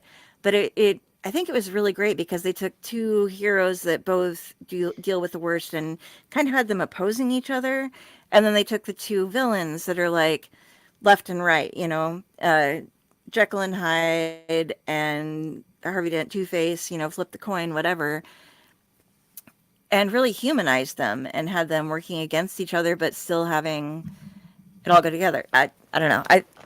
That's the basic storyline, and then they go and just beat the shit out of them, and it's great. It looks Yeah. way Lovely. better than Batman Punisher. I hope I made some Yeah, sort I of know. sense. Yeah, it was I'm a trying to nice explain that. mix of the high tech shtick and the manipulation of Hyde at the same time Thank as you. the Yeah. relationship between Batman and Daredevil, and Batman realizing that Daredevil's blind because he notices like the head tilt and him sniffing just slightly. It was very cool. I thought DG did a fantastic job on the writing of this. I'd never read this before, and I'm really glad that we did. It was a fun read. Yeah, Dan has Action-packed. he had a lot of fun with Batman, I think there. Like and then they wind it up over back in Gotham with oh my god, I can't remember. Well, with Daredevil, can't remember his real human name. Matt Murdock. Thank you. With Matt Murdock and his partner going to Yeah, Foggy going Nelson. to a Bruce Wayne party. So they're looking to find some maybe clients in Gotham City, and Bruce is like, and he's like, I figured out who you are because Daredevil's like, 'Cause oh, I he's figured out who you are. Your distinctive heartbeat and your breathing patterns and blah blah blah. And he's like, oh, I didn't know you were blind. You should stay out of Gotham. Okay. They give it was a little weird hints like, ending. I know you are. It was a strange ending because they seemed to, for the most part, respect each other through the whole fight and everything. And Bruce is kind of a dick at the end. And cool, Daredevil's Yeah. got this like smile. It's like, are you daring me? Because that's what Daredevil. He's got like the Loki smile from Sandman series, kind of, or well, not even Loki. It's almost more, but yeah, it's like, I'm going to come to Gotham now just to fuck with you, Batman. Because he's been written quite a bit times that he likes to push the envelope, even when unnecessary. So it was kind of Oh my nice to see God. that in his face. I liked just got it. Like, are you daring me? Yeah. Confirming Daredevil. absolutely. Like, was Yes. that what I missed beforehand? I think so. I'm smart. I got the entire rest of it right. I missed that line. It was the last one in the fucking comic, but I missed it. Okay. So I'm sorry that you guys read the wrong issue, but it's definitely worth it's an easy, fast read. That was all my fault. For some reason, I totally screwed that one up. Yeah, I was confused when I went to go read it, and I discovered that there were two different versions, and I'm like, I looked at them, and I'm like, oh, one of them's DG Chichester, and we talked about that was going to be something because he's going to be coming up soon. So that's how I figured out between the two. So I guess I should have shared that instead of just Batman Daredevil. Sorry, No, that was all my fault. I should have said Batman Daredevil to Leo instead of Batman Punisher. No worries. No, we had to read a story with Azrael as Batman, and I'm not a big fan of Azrael as Batman. Actually, I was gonna say, we read could the read other it one. another time. Oh, you read the other one? Yeah, and that's not good either. Oh, so we've read 4 different comics tonight. Yeah, I was reading the I started the Azrael one, and I'm like, wait, this isn't Batman. This is like, and I'm like, oh, the other one's Batman versus Punisher, because that must be the one we need to read. So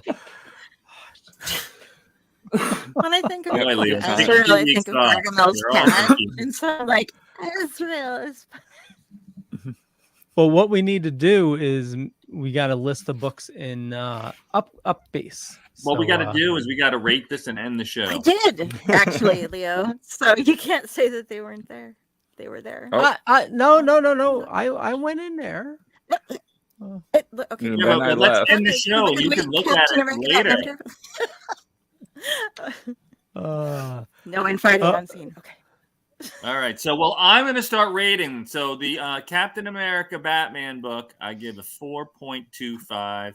I really enjoyed that with John Byrne. And for the second book with D.G. Chichester and Batman and Daredevil, I am going to go a little bit higher at 4.5. I enjoyed that story just a little bit more. So, that was my feeling for the night, and I'll move along. Okay, Jar Jar. I'm going to give Captain America Batman a 4.75. Oh, wow. The reason it doesn't get a 5 is the same reason that it's only a 4. Well, I love the art, but the art was a little goofy. So, like, it just, while I enjoyed the story and found it very cute in many parts, I couldn't totally get sucked in all at once, but it was great. I definitely recommend it to, well, I already have recommended it to a few people, but I would definitely recommend it to anybody who's looking for something kind of light and just, I don't know, different, a one and done. And I can't rate the other one because I mistakenly did not read it. Well, rate the Punisher one. Oh, the Punisher, I would give it like a 2. There we go. Yeah, it was rough. Azrael is not a character for me. I hate that he's always like praying or talking to himself in weird ways, and I don't know. It just throws his whole dialogue throws me off, and it's boring to me. Saint Dumas, yeah, Saint Dumbass. But anywho, okay, Kari. I'm gonna go with Cap and Bats as a 4.25. I'm there with. I liked it. It was super fun. I'm not as it actually it would have been lower from me because I'm not really a big Cap fan, but it made it better because of the Cap in jokes and stuff going on. So I liked what they did with it a lot. And then the Daredevil and Bats, dude, Dan Chichester knocked that out of the park. Not going to give it absolute full, but I'm going to give that a 4.75. Just very solid. I love that. I'm going to have to read that. Awesome. Well, the Batman with Captain America, I'm going to give that a solid 4. I enjoyed it as well. I definitely enjoyed the error. But the Batman Punisher, the one I read, I'm going to go with a 2 as well. That was... The artwork was terrible, and it was just Punisher, kill, kill, kill, and Joker was kill, kill, kill, and Batman was like no kill. It was like, yeah, I didn't care for it at all. So there we have it. Another successful week on Splash Pages. Any last words before I wrap it up? Who do we have coming in next week, Leo? Do we have a special guest coming in next week? Carissa Grant. Yeah. Oh, Carissa Grant, who we've had Carissa. on before. She's gone on twice. Twice? Yep. No, she's been on our show once too. I is have that her one? Yeah. I'm mixing it up. Mm-hmm. I've seen her on like 15 different shows, to tell you the truth. She's been on like friends of mine's podcasts and everything. She's everywhere. Nice. If you're bummed at all, check in to anything Carissa's on because she is the most high energy, happy human being you will ever run across. Yeah, she is just yes, I love everything. Even if I wasn't a fan of her writing and stuff, the girl puts so much effort into this that she deserves success. I mean, how hard she works on all of the Kickstarters and everything, and making sure there's product and everything goes out and you get it with like in a week of the Kickstarter ending, and like and she's grabbing all of these famous artists to work on her book too. Like she started off with 1 or 2, and then her friends are going like they're reaching out to their friends, and it's like, oh, if you like the guy who did the Tick, he did this artwork. If you like the guy who did Ian this, Chase he did this artwork. But it keeps going on. He's a she friend of keeps mine getting too. more and more people. Oh. Name drop. Nice. So famous, But Jeremy. yeah, No, I keeps just getting know all these people. great artists to work on all of her stuff with her, and it's just like, hell's yeah, man. Let's just keep seeing this go on because she knocks her Kickstarters out in like less than a day, like some of them 6 or 7 hours. And then Yeah. it's all about extra stuff. And I got some of the stuff, and it's like metal covers and shit. Nice. Well, we'll be looking forward to talking about that next week. Yeah. Yeah. Well, on that note, let's wrap things up. I want to thank everybody for watching this fine evening. Make sure you follow Splash Pages, all the information in the show notes up above or down below, and follow our awesome hosts. For me, you know how to find me. Just Google me. I run the Dorkening Podcast Network. Ton of awesome people doing a ton of awesome stuff. Head on over to thedorkening.com. You can learn more. I do a bunch of shows during the week. I do Splash Pages here, Midweek Geeks, Still Token With, The Dork Night, and Comics Paradox. A lot of awesome stuff. And we'll kick it over to Kari. Hey, everybody. You can catch me when I'm not hanging out with these wonderful gens on Splash Pages. I will also be on tomorrow night on the Midweek Geeks. And when I am not on the Dorkening, I am on the Owl Light Network. If you look up right there, Kari Sanders on Facebook, you can find me. If you see a crow as an avatar, that is me, and all of my links are there. So head on over, and I am going to have, because I'm blessed with 2 different networks, DG Chichester on twice in the next month. So get ready for it. You're going to love it. Cool. Yeah. Awesome. Jar Jar. Hey, come follow me on Facebook, Jeremy Courtney. Come check out Comic Book Lovers, Buy, Sell, Trade, and Auction House on Facebook. And we're up to, I think, 24,000 members now and counting. Check out all the great shows we're on. And I believe at the beginning of October, the re-education of Nancy Ann Ritter will be dropping. So there's that. Sweet. Awesome. Velvet. Hey, it's your man, Velvet J, on another award-winning Splash Pages Comic Book Club as we wrap up another fun episode. And if you ever want to just follow all my internet reels and such like that, Facebook, I'm Rich Davis, Instagram, Velvet Joker 2021, and on the TikTok, I'm Velvet Joker 1. And have a good night. You are the only one. Night, everybody. Bye.